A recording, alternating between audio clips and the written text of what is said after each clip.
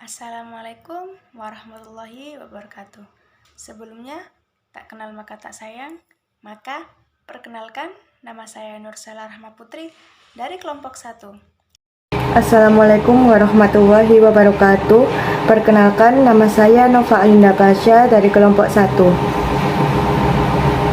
Assalamualaikum warahmatullahi wabarakatuh. Nama saya Nimatus Soleha, kelompok 1. Assalamualaikum warahmatullahi wabarakatuh. Perkenalkan, nama saya Maulidia dari kelompok 1. Assalamualaikum warahmatullahi wabarakatuh. Perkenalkan, nama saya Cynthia Nurul Rahma dari kelompok 1. Assalamualaikum warahmatullahi wabarakatuh. Selamat pagi teman-teman. Semangat ya. Hari ini kita akan bahas materi tentang pendapatan nasional. Apa sih pendapatan nasional itu, teman-teman? Nah, bisa dilihat ya.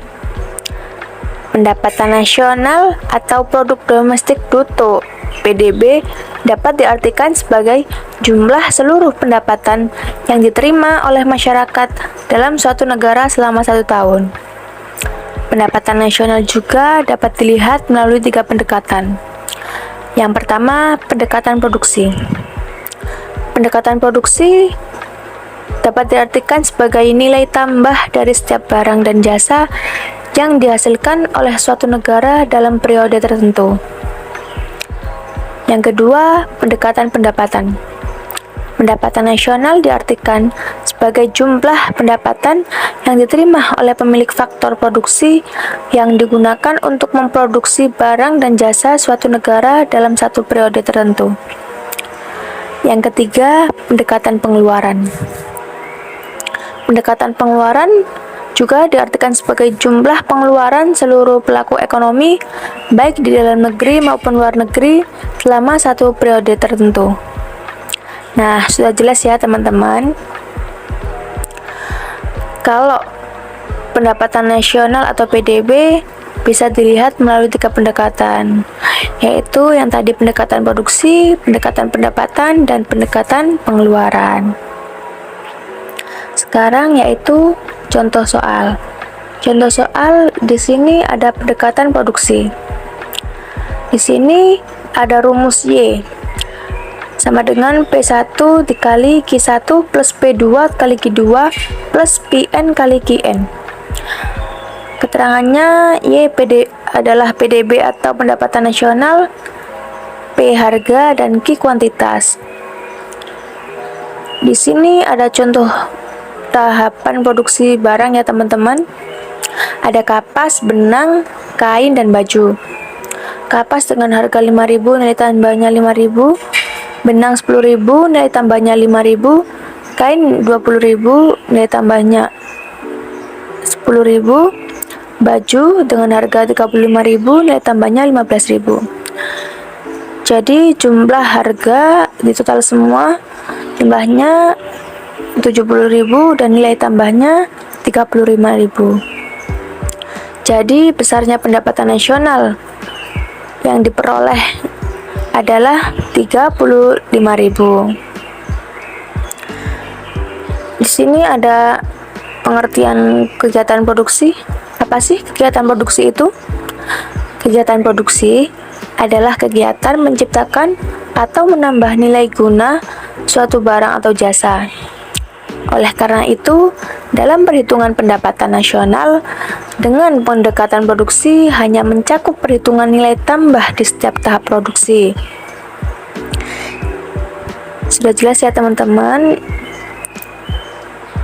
Yang kedua yaitu contoh soal pendekatan pendapatan dan pendekatan pengeluaran. Di sini yang pendekatan pendapatan bisa dilihat ya teman-teman. Rumusnya Y sama dengan R plus W plus I plus P. Keterangannya Y PDB atau pendapatan nasional, R rent atau sewa, W wages upah atau gaji, I interest atau bunga, P profil atau laba. Dan juga rumus pendekatan pengeluaran di sini ada rumus Y sama dengan C plus I plus G plus X min M. Keterangannya Y yaitu PDB atau pendapatan nasional, C konsumsi, I investasi, G pengeluaran pemerintah, X ekspor, dan M impor. Selanjutnya kita memasuki contoh soal ya teman-teman. Yang pertama, jika diketahui data upah 5.000, keuntungan perusahaan 750, bunganya 480, konsumsi 10 juta, sewa tanahnya 5 juta, investasi 7 juta, pengeluaran pemerintahnya 15 juta, ekspor 8 juta, impornya 3 juta. Dari data di atas, hitunglah besarnya pendapatan nasional dengan menggunakan pendekatan pengeluaran dan pendapatan. Sekarang jawab ya. Kita tulis dulu ya pendekatan pengeluarannya dengan rumus yang di atas. Tinggal masukin aja ya teman-teman. Pakai rumus yang pendekatan pengeluaran. Y sama dengan C plus I plus G plus X min M. Yaitu tinggal masukin rumusnya C 10 juta, I 7 juta, G-nya 15 juta, X-nya 8 juta, dikurangi M-nya 3 juta. Jadi, besarnya pendapatan nasional dengan menggunakan pendekatan pengeluaran adalah 37 juta. Selanjutnya, pendekatan pendapatan. Pakai rumus yang di atas ya, teman-teman. Di sini ada rumus Y sama dengan R plus W plus I plus P. Y sama dengan 5 juta plus W-nya 5 juta, I-nya 480.000, P-nya 750.000. Jadi, besarnya pendapatan nasional dengan menggunakan pendekatan pendapatan adalah Rp11.230.000. Dalam pendapatan nasional terdapat 6 konsep yang harus kita pelajari. Konsep pertama yakni GDP, Gross Domestic Product atau PDB, Produk Domestik Bruto, adalah jumlah seluruh produk berupa barang dan jasa yang dihasilkan oleh warga di suatu negara, baik warga negara itu sendiri maupun warga negara asing dalam waktu 1 tahun. Konsep Gross Domestic Product menekankan pendapatan suatu negara dilihat dari sisi kewilayahan. Jadi, Gross Domestic Product dapat dicari dengan rumus pendapatan warga negara Indonesia dalam negeri ditambah pendapatan warga negara asing dalam negeri. Dapat disimpulkan bahwa Gross Domestic Product hanya menghitung pendapatan warga negara Indonesia dalam negeri ditambah pendapatan warga negara asing dalam negeri, sehingga pendapatan warga negara Indonesia di luar negeri tidak dihitung. Misalkan, warga negara Indonesia dalam negeri mempunyai pendapatan 30, warga negara asing dalam negeri mempunyai pendapatan 25, dan warga negara Indonesia di luar negeri mempunyai pendapatan 15. Maka, Gross Domestic Product negara Indonesia yang dihitung hanya 30 pendapatan warga negara Indonesia dalam negeri ditambah 25 pendapatan warga negara asing dalam negeri sama dengan 55. Berarti, Gross Domestic Product negara Indonesia berjumlah 55, sedangkan pendapatan warga negara Indonesia yang berada di luar negeri sebesar 15 tidak diperhitungkan. Konsep yang kedua yakni GNP atau Gross National Product atau PNB Produk Nasional Bruto adalah jumlah seluruh produk berupa barang dan jasa yang dihasilkan oleh warga negara dalam waktu 1 tahun. Konsep Gross National Product menekankan pada sisi kewarganegaraan. Artinya, perhitungan Gross National Product hanya melibatkan seluruh warga negaranya, baik yang tinggal di dalam negeri maupun di luar negeri. Rumus mencari Gross National Product ialah GDP dikurangi pendapatan neto dari luar negeri. Pendapatan neto dari luar negeri yakni pendapatan warga negara asing di dalam negeri dikurangi pendapatan warga negara Indonesia di luar negeri. Contoh soal yang pertama, Umar adalah warga negara Indonesia, bekerja di Indonesia dengan pendapatan 2 juta. Paul, warga negara asing, tinggal dan bekerja di Indonesia, mempunyai pendapatan 3 juta. Ali, warga negara Indonesia, tinggal dan bekerja di luar negeri dengan pendapatan 1 juta. Nilai dari Gross National Product adalah rumus Gross National Product GDP dikurangi pendapatan neto luar negeri. Kita akan mencari GDP terlebih dahulu. Langsung saja kita tambahkan pendapatan Pak Umar selaku warga negara Indonesia yang bekerja di dalam negeri dan Paul selaku warga negara asing yang bekerja dan tinggal di dalam negeri. 2 juta ditambah 3 juta sama dengan 5 juta rupiah. Kemudian kita akan menghitung pendapatan neto luar negeri, yakni pendapatan Paul selaku warga negara asing yang bekerja dan tinggal di dalam negeri, dan Ali selaku warga negara Indonesia yang bekerja di luar negeri. 3 juta dikurangi 1 juta sama dengan 2 juta rupiah. Jadi 5 juta dikurangi 2 juta sama dengan 3 juta rupiah. Nilai dari GNP negara tersebut adalah 3 juta rupiah. Contoh yang kedua, suatu negara mempunyai data pendapatan nasional sebagai berikut. Diketahui PDB 567 juta. Pendapatan perusahaan asing di negara tersebut 180 juta. Dan pendapatan warga negara Indonesia di luar negeri 13 juta. Berdasarkan data tersebut, besarnya produk nasional bruto adalah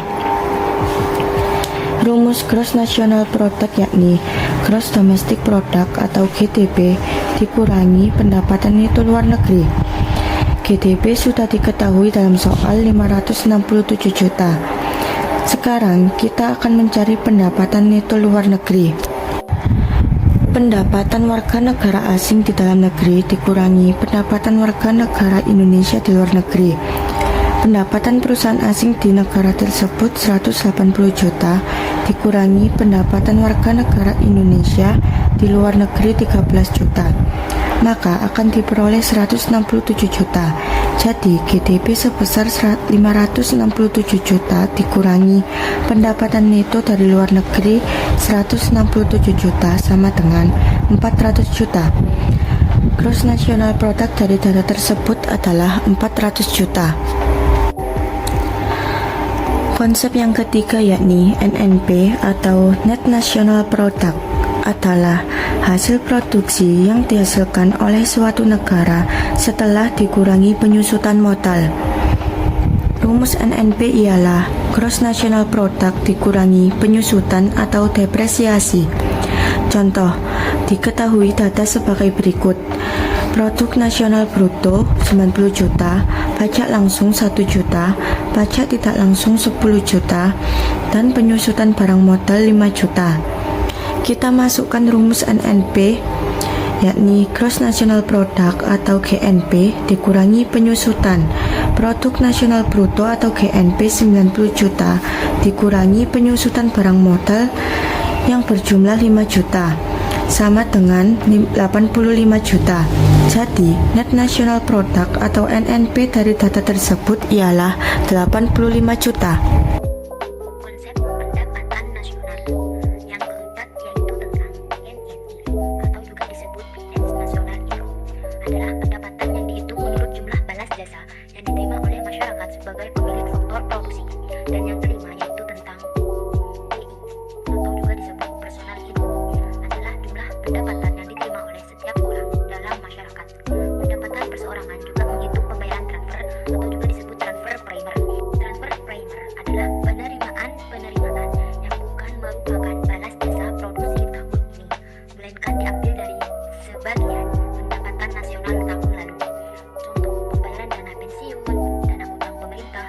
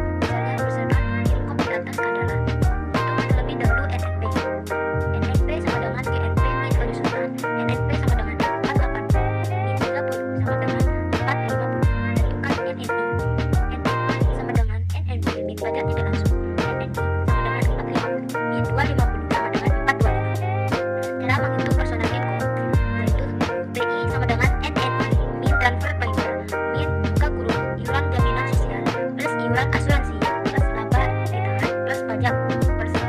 BI sama dengan 425 plus 10 min buka kurung 0 plus 0 plus 0 plus 0 tutup kurung sama dengan 435. Yang keenam, soal tentang DI. Tentukan data keuangan pada suatu negara X adalah sebagai berikut. GNP sama dengan 1,500 miliar, pendapatan WNA di IDN sama dengan 350 miliar, penyusutan barang 115 miliar, pajak tidak langsung 175 miliar, laba ditahan 80 miliar, pajak perseorangan 35 miliar, jaminan sosial 50, transfer primer 65 miliar, pajak langsung 85 miliar. Ditanya, berapa persentase disposable income? Penyelesaian. Yang ke-1, GNP sama dengan GDP plus produksi WNI di luar negeri min produksi WNA di dalam negeri.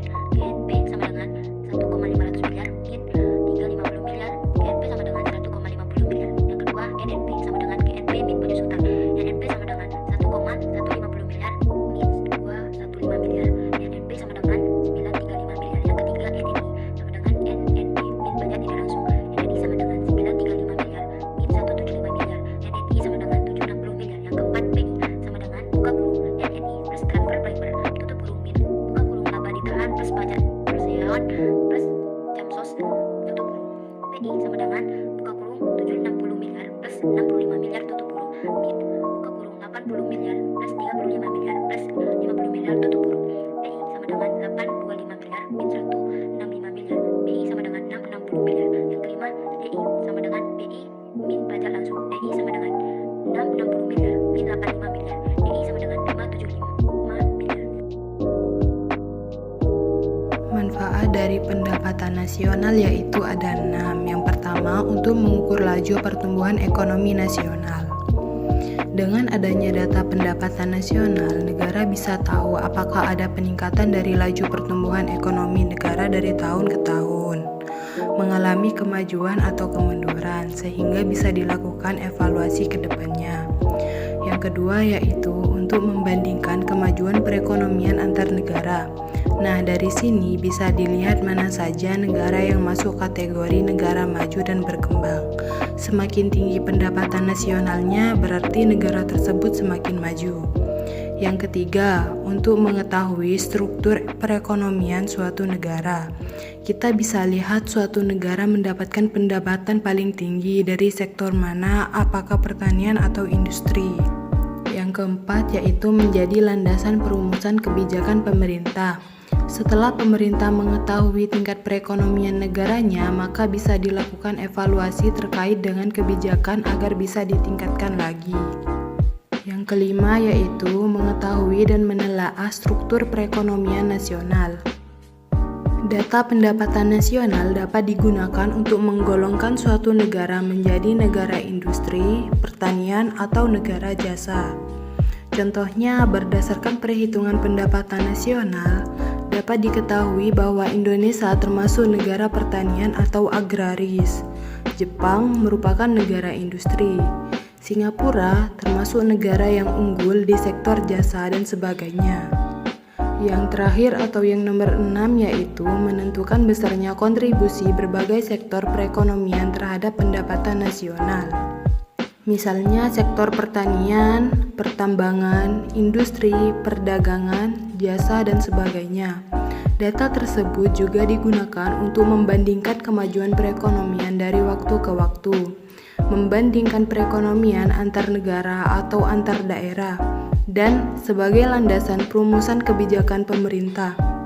Faktor-faktor yang mempengaruhi pendapatan nasional yaitu A. Kualitas sumber daya manusia dalam kurung SDM. Negara dengan kualitas SDM yang tinggi tentu memiliki kecenderungan untuk memiliki pendapatan nasional yang tinggi pula. Contohnya seperti negara Jepang. Jepang merupakan negara maju yang dikenal memiliki kualitas SDM tinggi. Hal tersebut dinilai dari kecilnya potensi sumber daya alam SDA yang dimiliki oleh Jepang, namun mampu menghasilkan pendapatan nasional yang lebih tinggi dari Indonesia.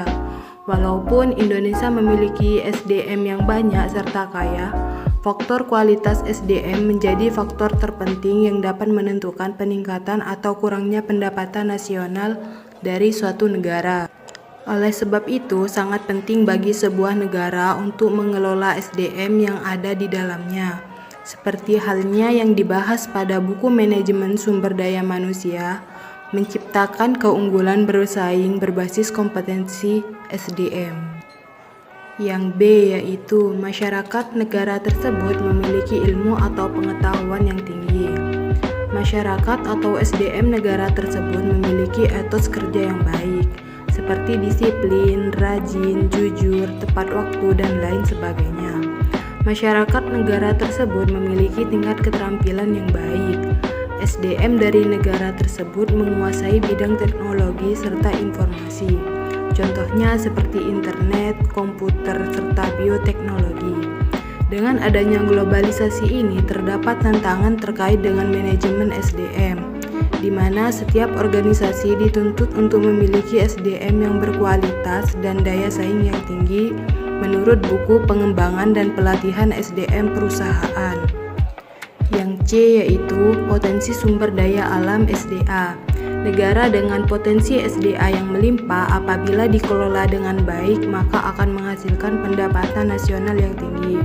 Seperti Indonesia memiliki sumber daya alam yang melimpah dan dikenal kaya dengan SDA-nya. Namun belum berhasil mengelola SDA tersebut dengan baik, maka sumber pendapatan nasional Indonesia dengan Jepang kalah jauh karena ketidakberhasilan Indonesia mengelola SDA dengan baik. Walaupun dibandingkan dengan Jepang yang tidak memiliki SDA banyak tersebut. Yang D yaitu jumlah modal yang digunakan. Apabila suatu negara memiliki modal yang cukup untuk mengelola sumber daya alam atau SDA yang tersedia tadi, tentu pendapatan nasional negara tersebut akan meningkat. Serta sebaliknya, apabila suatu negara tidak memiliki cukup modal atau kekurangan modal, maka pendapatan nasional negara tersebut akan tidak optimal. Umumnya, apabila negara mengalami kekurangan modal, maka negara tersebut akan mengundang investor untuk menanamkan modalnya. Biasanya, investor asing menanamkan modal dalam bentuk mendirikan perusahaan. Yang E yaitu tingkat teknologi yang digunakan. Tingkat teknologi suatu negara dapat mempengaruhi pendapatan nasional negara tersebut. Apabila negara tersebut memiliki teknologi yang sederhana, maka jumlah barang serta jasa yang akan dihasilkan relatif lebih sedikit serta sebaliknya. Apabila negara tersebut memiliki tingkat teknologi yang tinggi atau modern, maka jumlah jasa serta barang yang akan dihasilkan akan lebih banyak. Pendapatan per kapita. Pendapatan per kapita adalah rata-rata penduduk di suatu negara pada suatu periode tertentu. Perhitungan pendapatan per kapita sebagai berikut. Pendapatan per kapita sama dengan GNP dibagi jumlah penduduk. Semakin besar pendapatan per kapita suatu negara, maka dapat dikatakan semakin makmur negara tersebut. Negara yang memiliki nilai pendapatan nasional belum tentu lebih makmur dibanding dengan negara yang berpendapatan rendah, karena banyaknya jumlah penduduk ikut menentukan kemakmuran negara tersebut. Contoh soal pendapatan per kapita, data pendapatan nasional dan jumlah penduduk dari 5 negara sebagai berikut. Nama negara bisa kita simbolkan sebagai A, B, C, D, dan E. Penyelesaiannya yaitu pendapatan per kapita sama dengan GNP dibagi jumlah penduduk. Yang pertama yaitu pendapatan per kapita negara A sama dengan 8 miliar dibagi 250.000 jumlah penduduk sama dengan 32.000. Yang kedua, pendapatan per kapita negara B sama dengan 6 miliar dibagi 250.000 jumlah penduduk sama dengan 24.000. Yang ketiga, pendapatan per kapita negara C sama dengan 5 miliar dibagi 125.000 jumlah penduduk sama dengan 40.000. Yang keempat, pendapatan per kapita negara D sama dengan 1 miliar dibagi 100.000 jumlah penduduk sama dengan 10.000. Yang kelima, Yang terakhir yaitu pendapatan per kapita negara E sama dengan 1 miliar dibagi 80.000 jumlah penduduk sama dengan 12.500. Distribusi pendapatan. Dengan mengetahui tingkat distribusi pendapatan, maka kita akan memahami seberapa besar kesenjangan atau ketimpangan pendapatan antara masyarakat kaya dan masyarakat miskin dalam suatu negara. Dengan kata lain, distribusi pendapatan menunjukkan kemerataan pendapatan suatu negara. Ada dua tolak ukur untuk mengetahui kemerataan pendapatan, yaitu dengan rasio indeks Gini dan kriteria Bank Dunia. Rasio indeks Gini biasa disebut koefisien Gini. Koefisien Gini adalah ukuran ketimpangan atau ketidakmerataan pendapatan suatu negara. Angka koefisien Gini berkisar antara 0 sampai 1. Semakin kecil koefisien Gini, semakin merata distribusi pendapatannya. Kriteria ketimpangan pendapatan berdasarkan besarnya koefisien Gini yaitu A. 0,71 sampai 1,00 menunjukkan ketimpangan sangat tinggi. B. 0,50 sampai 0,70 menunjukkan ketimpangan tinggi. C. 0,36 sampai 0,49 menunjukkan ketimpangan sedang. D. 0,20 sampai 0,35 menunjukkan ketimpangan rendah. Nilai rasio indeks Gini atau koefisien Gini dapat digambarkan dalam bentuk kurva yang disebut kurva Lorenz. Kurva Lorenz adalah kurva yang menunjukkan perbandingan persentase pendapatan yang diperoleh dengan persentase jumlah penduduk. Kurva Lorenz dibentuk oleh OBA. Distribusi pendapatan akan dikatakan merata apabila kurva semakin mendekati garis OA. Dengan kata lain, apabila daerah yang diarsir antara kurva OBA dan garis OA semakin luas, artinya pendapatan penduduk semakin tidak merata. Begitu juga sebaliknya. Kriteria ketidakmerataan didasarkan pada bagian atau persentase pendapatan nasional yang dinikmati oleh 3 lapisan penduduk. Ketiga lapisan penduduk tersebut yaitu sebagai berikut. A. 40% penduduk berpendapatan terendah. B. 40% penduduk berpendapatan menengah. C. 20% penduduk berpendapatan tinggi. Dalam menghitung persentase distribusi pendapatan, menurut Bank Dunia yang menjadi patokan adalah 40% penduduk termiskin, kriterianya sebagai berikut. A. Jika 40% penduduk termiskin menikmati kurang dari 12% pendapatan nasional, maka ketimpangan tinggi. B. Jika 40% penduduk termiskin menikmati 12% sampai 17% pendapatan nasional, maka ketimpangan sedang. C. Jika 40% penduduk termiskin menikmati lebih dari 17% pendapatan nasional, maka ketimpangan rendah. Contoh soal, untuk mencari Gini sama dengan luas bidang A dibagi luas bidang A plus luas bidang B. Contoh soal, diketahui ada kurva Lorenz seperti di gambar. Untuk mencari luas daerah di bawah kurva Lorenz yang terdiri dari luas segitiga, luas trapesium 1, luas trapesium 2, luas trapesium 3, luas trapesium 4 adalah A. Luas segitiga. Rumus luas segitiga yaitu setengah kali alas kali tinggi. Alas di sini diketahui 20 dan tingginya 5 dibagi 2, jadi luas segitiganya adalah 50. B. Luas trapesium 1. Kita kerjakan yang di dalam kurung terlebih dahulu, yaitu 5 tambah 15 hasilnya 20. Jadi 20 dikali 20 yaitu 400 dibagi 2 menjadi 200. Jadi luas trapesium 1 yaitu 200.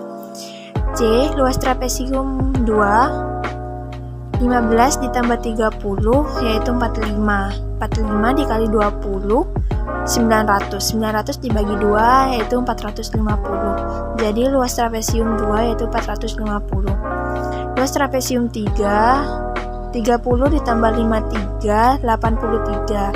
83 dikali 20 yaitu 1660 dibagi 2 jadi 830. Luas trapesium 3 yaitu 830. E. Luas trapesium 4, 53 ditambah 100 yaitu 153. 153 dikali 20 yaitu 3060 dibagi 2 menjadi 1530. Jadi luas trapesium 4 yaitu 1530. Jadi semuanya ditambahkan luas segitiga 50, luas trapesium 1 200, luas trapesium 2 450, luas trapesium 3 830, luas trapesium 4 1530. Jadi semuanya menjadi 3060. Selanjutnya kita mencari luas segitiga di bawah garis diagonal menggunakan rumus luas segitiga, yaitu setengah kali alas kali tinggi. Kan sudah diketahui alasnya 100 dan tingginya 100. 100 dikali 100 10.000 dibagi 2 menjadi 5.000. Jadi luas segitiganya 5.000. Selanjutnya mencari luas area antara garis diagonal dengan kurva Lorentz. Kan garis diagonalnya sudah diketahui 5.000 dan kurva Lorentz-nya sudah diketahui juga 3060. Kita tinggal kurangi 5.000 dikurangi 3060, hasilnya 1940. Selanjutnya kita mencari nilai koefisien Gini. Rumusnya sesuai dengan yang tadi, luas bidang A dibagi luas bidang A plus luas bidang B. Luas bidang A-nya kan sudah diketahui, yaitu 1940, dan luas bidang A plus luas bidang B-nya 5.000. Jadi 1940 dibagi 5.000 yaitu hasilnya 0,388.